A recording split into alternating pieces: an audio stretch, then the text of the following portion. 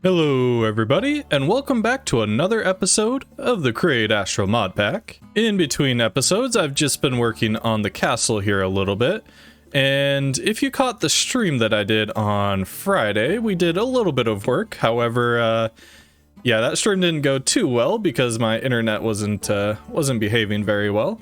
But I did get the grass finished here, as well as a bit of a border and the start of some of the towers. And yeah, I'm pretty much out of blackstone, or deep slate, I mean. Yeah, I'll keep working on that, maybe in today's episode, but I really just want to make progress today.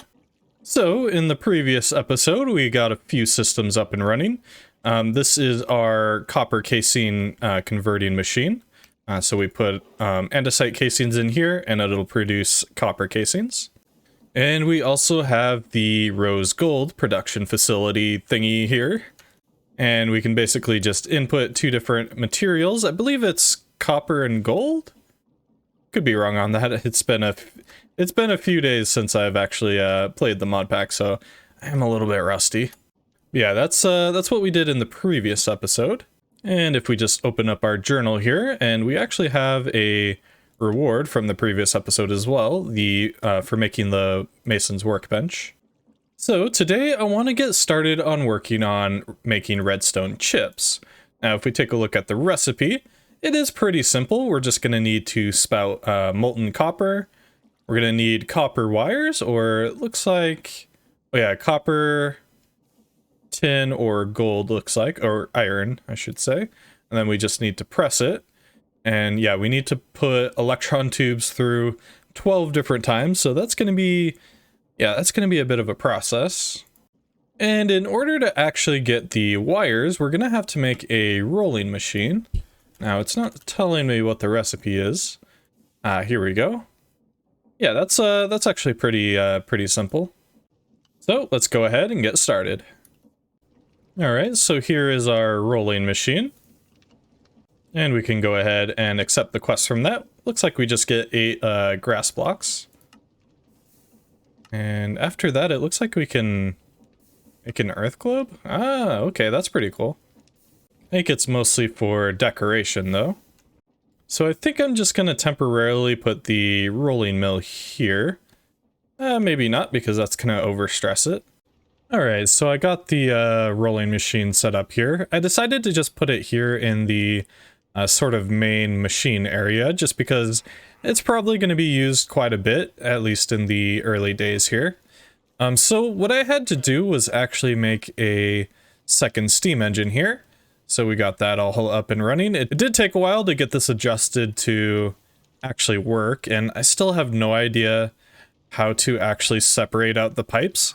But basically we have two pumps down below, and that's pumping into the water into each of the fluid tanks here. So yeah, that should give us a little bit more room for expansion in the future.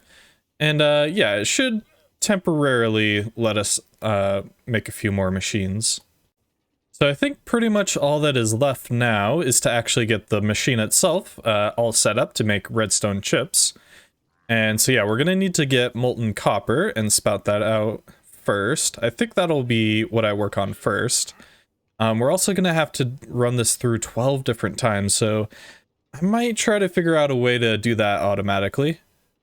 Alright, so first up I'm going to need a seared furnace and smeltery system, so I'm just going to go ahead and smelt up some grout. Oh, and I just realized that the smelter here got reversed. I might have to fix that. It's a little weird.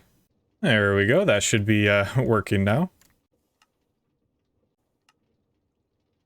I'm also going to need a copper casing, so I'm just going to go ahead and run an andesite casing through this system a few more times. And we'll go ahead and make a spout from that. And we can go ahead and make a couple of deployers. So I think now I am ready to get this all set up. And I'm thinking I'm just going to put it over here.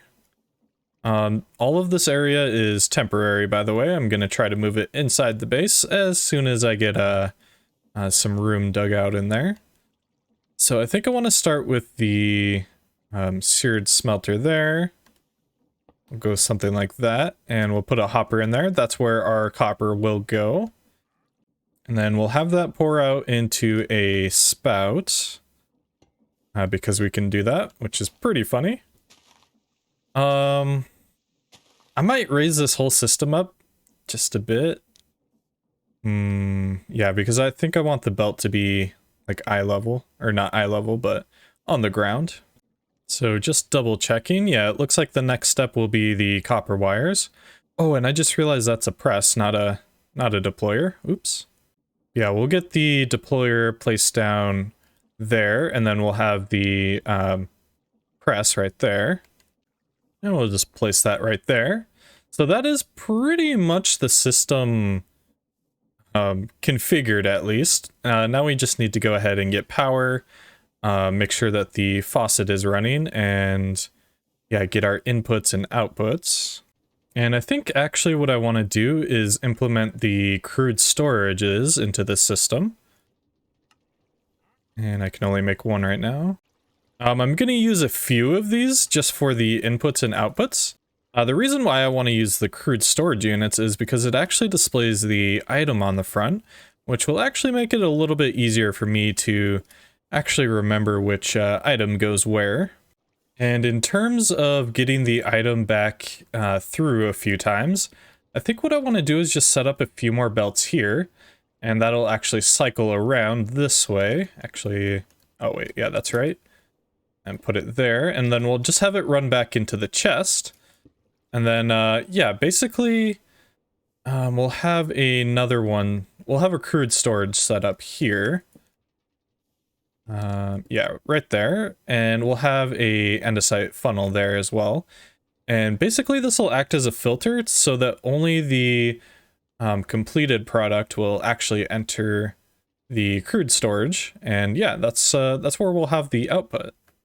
And then for items that are still in the process of being made, they just run back through the system. Yeah, this is sort of a visual of how this should work. So yeah, the items will come out this way. They'll go through the spout, then the deployer, then the press, and then just come back this way and into the chest. So I think the only thing left really is to actually get the power running and set up for all of these machines here.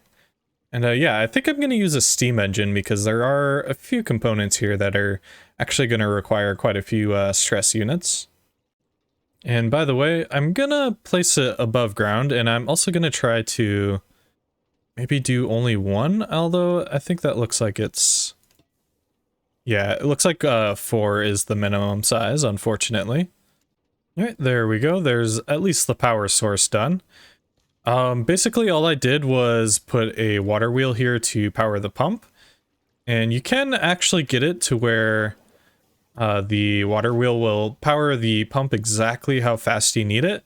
And you don't actually need any extra water sources, just the 3 of them that are already used for the infinite water source. So I think now it's time for the long and tedious process of hooking everything up. Then yeah, I think we'll come back after that. Alright, so I have completely reconfigured the system here. And the reason I did that is because when I started getting the power set up, the entire thing took up like a huge space, and I figured I could probably do it in a little bit of a more tidy space. So I just went ahead and moved the boiler down here. And let me get out of this hole really quick. And basically now we have a ejector, a weighted ejector here, and that'll actually loop it back through the system. I also had to move the spout and the other machines in the middle here, just so that items would actually get shot up over here. So yeah, that'll shoot it over there into this barrel, and it'll recycle the items. So yeah, overall this is a lot cleaner and probably going to be a lot easier to work with as well. So now all I really need to do is set up the inputs and configure the output here. The reason I'm using the crude storages, I think I mentioned this already, is just to have the items sort of visible. So I need to go and make all the items for this, and then we'll go ahead and configure it. And because we didn't actually test this rolling machine out earlier, what I'm going to do is go ahead and put a copper sheet in there, and that should start rolling it. Interesting. So I guess if you have an output for this thing, it just automatically outputs it. That's a little unfortunate, but we'll have to maybe filter this later on. Yep, here we go. We have a couple of copper wires now. And the wires are actually going to go into this chest right here. And that'll actually pull them out into the deployer.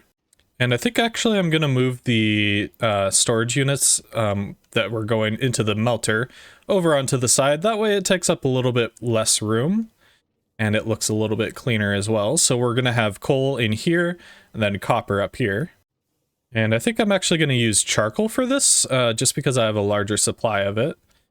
So that'll go there, and I should make sure to lock these, and copper up there, like so. And the last thing we're going to need before we get our output is going to be an electron tube. So this will actually be the first thing that we pull in. And I'm basically just going to configure this so the auto output is on the back, just like that, and that should start sending the item through there.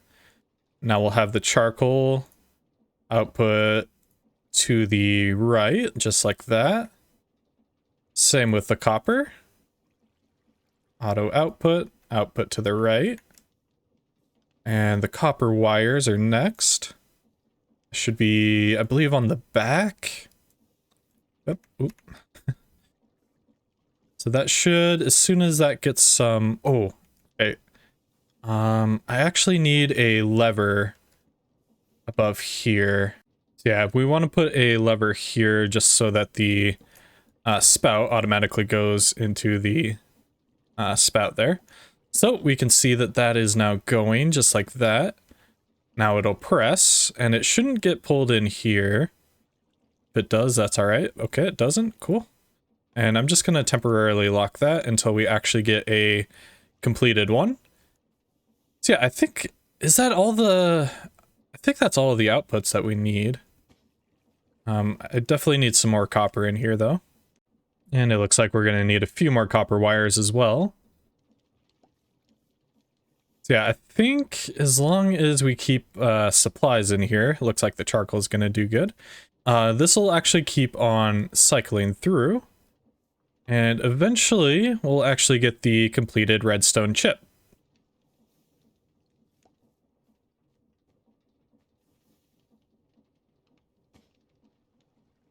The recipe did say it needs to go through 12 times, I believe. And I think this is only number 4, so yeah, this might take a while. It might be a good idea to speed this up if we can eventually. But I think it's okay for now. And man, this thing consumes so many copper wires. Oh, and it looks like it actually converted. So I think right now it's just going to keep cycling. Here we go. Finally, the redstone chip. Nice. So what I want to do is swap out this piece of dirt for the redstone chip. Like that. And now hopefully... Here, let me pull that out. And if I put that on the belt, that should pull it into here. And it didn't for some reason. Oh, that's kind of... Oh, I don't think I configured the input. Here we go. Auto input from the back. Okay, that should work now. Yep, there we go. Awesome. So that is the redstone chips completely automated. All right, so I think the next step is actually going to be looking for the Shimmer. Now, I haven't actually played with Astral before, so a lot of this is going to be a little bit new to me. So basically, I think we need Shimmer in order to make a few different things, specifically the the moon portal here. But I haven't actually found one of these lakes yet. So I think what I want to do is take a step back and actually make the explorer's compass. And the explorer's compass should actually allow us to find different structures. And specifically, we're going to be looking for the shimmering lakes. So I'm going to go ahead and craft a compass. And I really don't need to make a new machine for this. I think what I'm going to do is just hijack the rose gold machine here. So I'm going to put a piece of iron in there, and I'm going to clear the filter on the smart fluid pipe. And I'll just place my compass down on the depot. Oh, and it looks like we actually already have rose gold in there. So I think what I want to do is maybe just grab a cast. Just pour that out. And we still got a little bit more in there. Okay, looks like we had 3 ingots. All right, so that should be the iron in there. Hopefully that's enough to actually make this. And it looks like it isn't. I'm curious on how much it actually requires. Does it say? Okay, it looks like we're gonna need 4 ingots worth. All right, there we go. There's our explorer's compass. So I believe if we just right click it and we search up Shimmer Lake, and I think if we, do we double click? Ah, there we go. All right, looks like the closest one is going to be about 1,000 blocks away. Wow, that's a bit of a journey. So I think I'm going to take some time to actually get prepared. Then, yeah, we'll set out. So in order to actually gather the shimmer, what I'm going to need is a hose pulley. That'll actually allow us to pull the shimmer out of the lake. And I'm also going to need a few fluid tanks.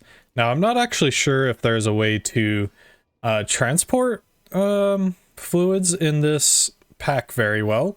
But what I want to do is actually use our card assembler to make basically a portable tank. Similar to how we had the miner here. So I'm just gonna pull that up. There we go. So what I'm gonna do is just put down a cart there and put a few tanks around it. I might actually need a few more. I might just go upwards though. Something like that. And that should allow us to at least transport the fluid itself fairly easily. All right, I think I have everything prepared for the journey. So I think I'm just going to go ahead and head out. So I believe it said it was this direction. All right, so I think I found roughly where the Shimmer Lake is. So I think what I want to do is just go ahead and start digging down. Okay, I do see a big pool of water below me, but it just looks like regular water. Huh. Interesting.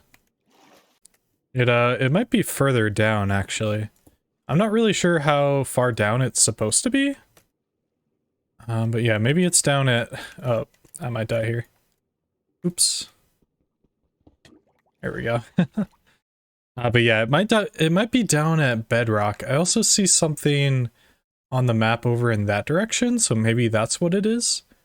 And there's another structure over that way, too. And I'm in a pretty dangerous situation right now. I'm sort of surrounded by zombies. Fortunately, I do have the water to help me. But, whew, yikes. Okay, it looks like I found it, but I don't actually see where it is. Maybe I just gotta go down a little bit further. Okay, I think I see it on the map now. So it does look like the shimmer's going to be down in the deep slate levels. That's definitely good to know for the future. Alright, and it looks like we're about to land in it. Ooh, okay. I was definitely expecting that to be a liquid, and yeah, that's a little weird. Alright, cool. So it looks like we found the Shimmer Lake. Alright, so what I want to do now is actually find a decent place to get our pump all set up. I think I want it a little bit out like that, and we'll just place that down like that and get our tank down. Cool. So from here, we should just have to... I think I want to put this maybe right there. And if we grab the hand crank, that should lower down. We'll just keep going until it stops, just like that. And actually what we need to do is put the pump down first, which I thought I brought, but it looks like I didn't actually. Dang it. Alright, I am back now. I also decided to repair my pickaxe, just to actually make a little bit of an easier way in and out of this area. So what I'm going to do is set up the mechanical pump right there. And maybe we'll get a large cogwheel, something like that. And set up a water wheel hooked up next to it. Now, I'm not sure if water will actually replace the blocks of shimmer, so I'm just going to make sure to encase this as fully as I can. And when I put the water down, that should... Oops. There we go. That should start pumping it up. I do need to flip that around though. And maybe get something like that. Oh, why did it stop? Oh, I see. I think I'll put the water there. Yeah, and then we'll just have to flip it around that way. Nope, that way. Nice. So now all we need to do is wait for this to completely fill up. It looks like it's going to take 30 buckets, so... Yeah, I might be down here for a while. And I'm curious if this is considered an infinite source or not. I'm not really sure how it's actually pulling it up. Like, I don't see any empty spaces, so this might actually be considered an infinite pool of it. Alright, and that should be just about filled up, and yep, there we go. So what I'm going to do is just put a lever down here next to the cart assembler. And yeah, that should be everything that we need. I'll also just turn that around there so that it doesn't leak out. And yeah, I think I'll leave the rest of this set up here just so that we can actually reuse this in the future, just in case we need some more. So yeah, with that, I think I'm going to head back home and yeah. And now I'm back home, and what we can do is actually just place the cart back down, and I'll actually need to make another cart assembler. Now that we have Shimmer, what we can do is actually build a portal to the moon. However, I think we're going to do that in the next episode. So yeah, thank you guys so much for watching. I'll catch you next time. Peace.